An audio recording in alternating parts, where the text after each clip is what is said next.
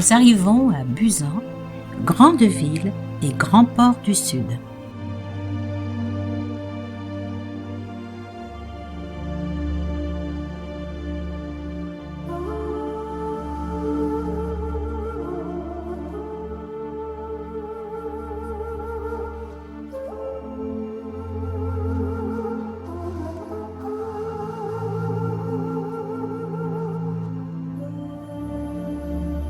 L'intérieur, très luxueux, du grand magasin de la ville. Énormément de pigeons sur de très belles plages propres, car truffées de ramasseuses de tout. La Corée est très propre, peut-être grâce au confucianisme qui demande de respecter la famille et la cité.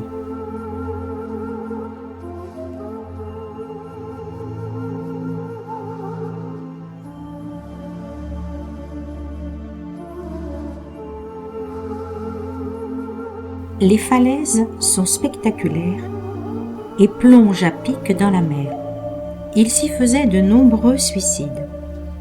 Les Coréens ont donc placé cette statue de mère avec ses enfants pour rappeler aux suicidaires qu'ils ont une famille.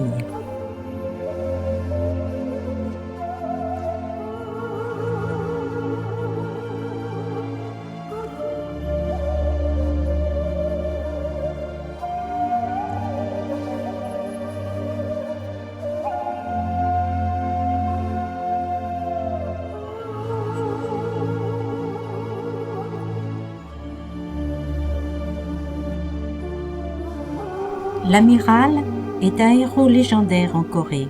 Il surveille la mer face au Japon.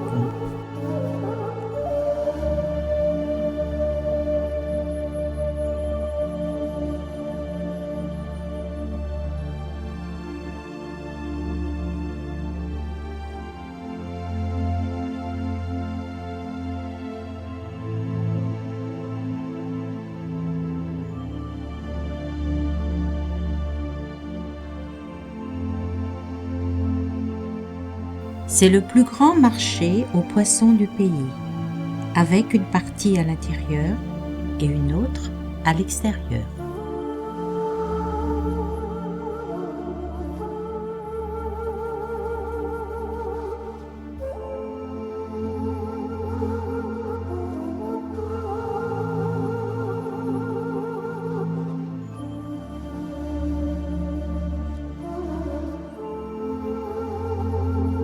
Les rues de Buzan la nuit, avec sa rue consacrée à l'art du cinéma international.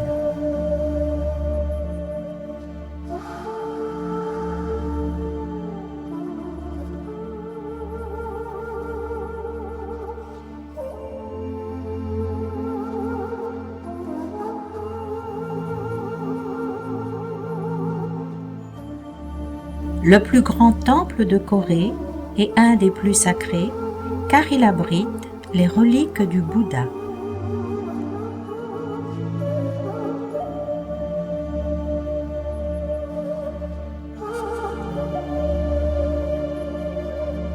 Les lampions sont en l'honneur de l'anniversaire du Bouddha.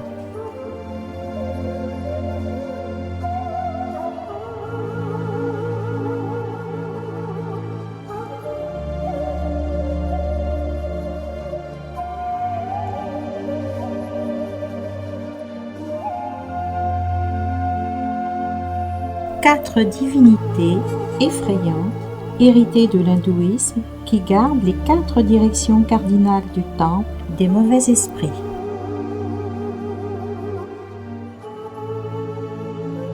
Devant le premier hall, on trouve une lanterne et un stupa de pierre appelé souvent pagode. Ces étages sont en nombre impair.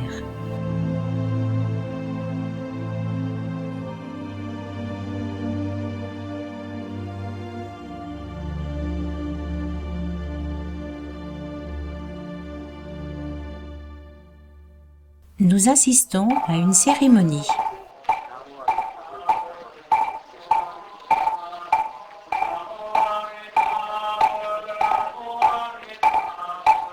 La ferveur des fidèles nous a atteints nous-mêmes. Les agenouillements se répètent sans cesse et très vite. C'est épuisant.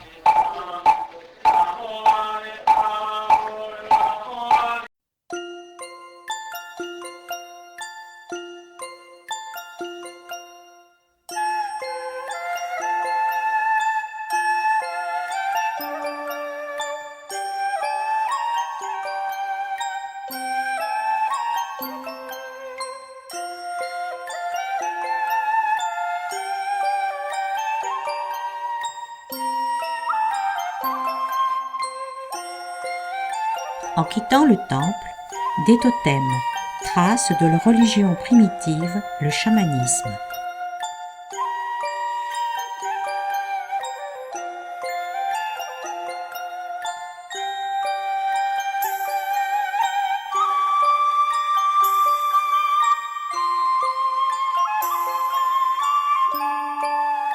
Une extraordinaire tour d'observation astronomique datant du 7e siècle, faite sur la demande de la reine de l'époque.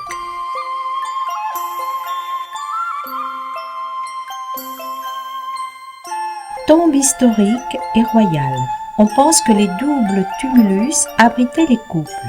Leurs corps étaient enterrés avec des objets et des bijoux, puis une couche de pierre, puis de terre, puis de végétation. Le site est très reposant et fascinant par ses courbes douces et vertes.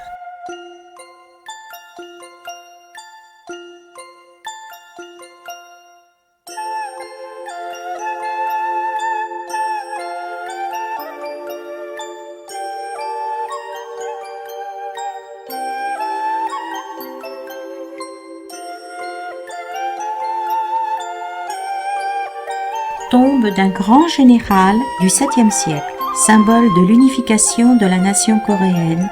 La particularité de ce site est les 12 signes du zodiaque chinois tout autour de cette tombe.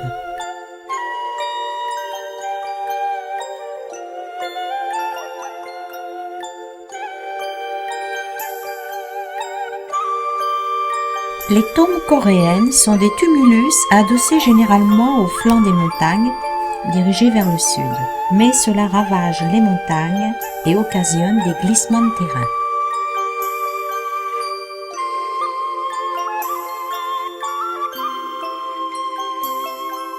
Un premier convive créait un vers de poésie. Il choisissait un autre convive qui devait trouver le deuxième vers et il déposait une coupe emplie d'alcool dans le canal rempli d'eau. Si la coupe atteignait le deuxième convive avant qu'il ne trouve le vers, ce dernier devait boire. Plus loin, dans la forêt, nous trouvons 3 vieilles statues du Bouddha entourées de 2 bodhisattvas datant du 4e ou 5e siècle.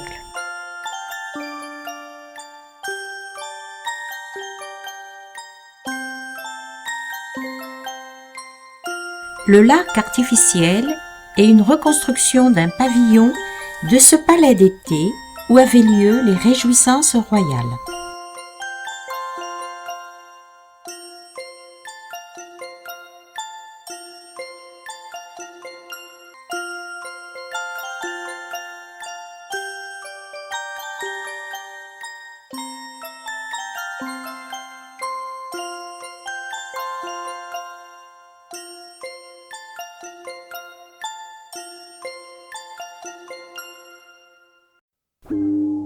Une légende raconte que pour avoir un son parfait, il fallait fondre une petite fille dans la cloche. Et chaque fois que la cloche sonnait, elle disait « Émile !» maman en vieux coréen.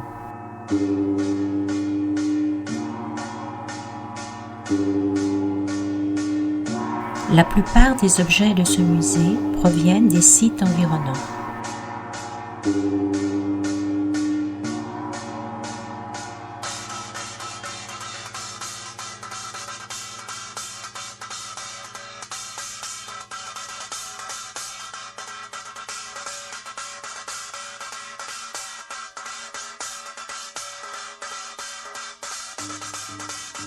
Un beau matin d'avril, nous nous réveillons, la neige est là.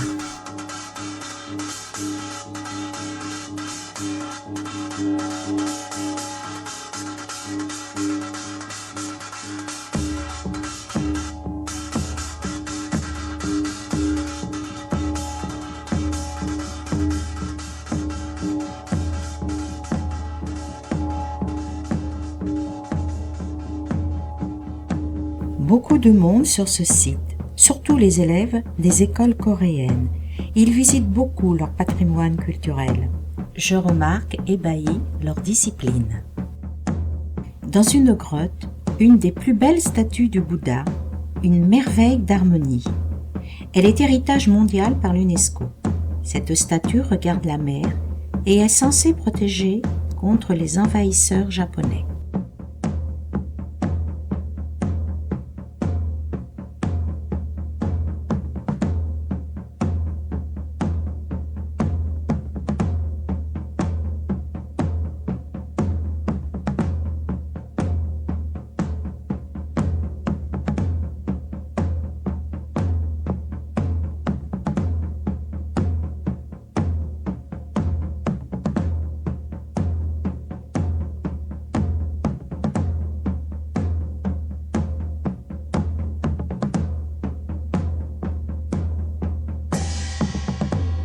L'intérêt de ce temple sont les deux stupas face à face dans une très belle cour. L'un, féminin, le yin, l'autre, masculin, le yang.